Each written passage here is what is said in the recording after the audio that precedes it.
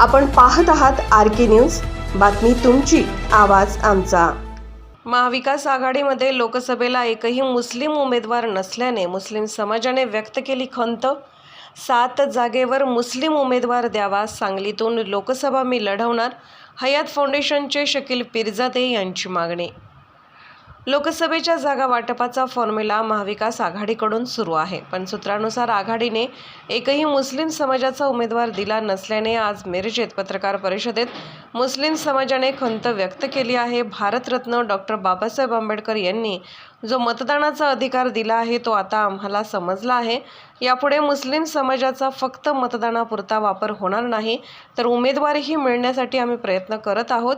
तर सर्वच राजकीय पक्ष हे मुस्लिम समाजाचा उमेदवार देण्यासाठी उदासीनता दाखवत आहेत। त्यामुळे आज पत्रकार परिषद घेऊन मुस्लिम समाजाने खंत व्यक्त करून महाविकास आघाडीने महाराष्ट्रातून 7 मुस्लिम उमेदवार द्यावेत अशी मागणी केली आहे।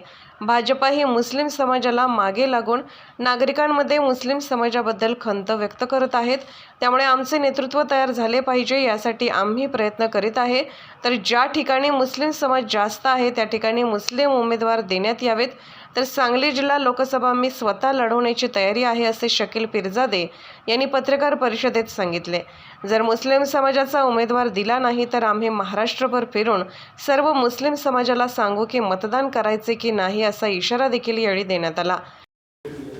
आज प्रेस कॉन्फरन्स घेतली, जे लोकसभा मतदान चालू होणार आहे, या माध्यमातून महाआघाडी यांनी मुस्लिम समाजाला डावलून आज काम चालू आहे। तर आमची मागणी आहे की मुस्लिम समाजाला जवळपास महाराष्ट्रामधले 6 ते 7 जागा महाआघाडीने सोडावी आणि ज्या बहुसंख्य मुस्लिम समाज आहे तिथं लोकसभेसाठी उमेदवारी तुमच्याकडं मुस्लिम समाजाने मागणी नाही केली असेल तर आजच्या या BJPला विरोध करण्यासाठी मुस्लिम समाजाचेच पाठीमागे BJPला लागलेले आहेत आणि त्यांनी लोकांच्यामध्ये जे खंत तयार करत आहे की मुस्लिम समाजाला आम्ही जातीव्यवस्थेचे जे प्रकरण दाखवून जे लोकांना एकत्र करत आहेत, तर ते काँग्रेस आणि राष्ट्रवादी आणि शिवसेना ह्यांनी मुस्लिम समाजाला किती तर महाराष्ट्रामध्ये 48 पैकी 6 ते 7 जागा द्यावी अशी आमची मागणी आहे। आणि सांगली जिल्ह्यातनं मुस्लिम समाजाला चान्स द्यावा